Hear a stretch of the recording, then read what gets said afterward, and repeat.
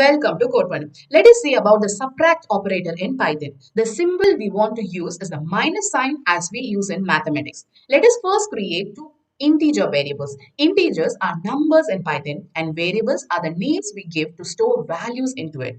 Imagine your sister Reena has 5 chocolates. So we would write Reena, put an equal to sign and give the value as 5. She gave you 2 chocolates and now you get 2 chocolates. So we would write you and put an equal to sign and give the value 2. Now, how many chocolates are remaining?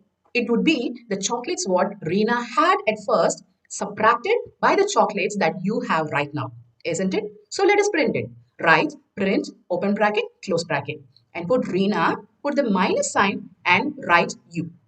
Save the file and run the code. Look, we get 3 after subtracting the values 5 and 2. To know more about operators, follow or subscribe codePannu. And for now, bye.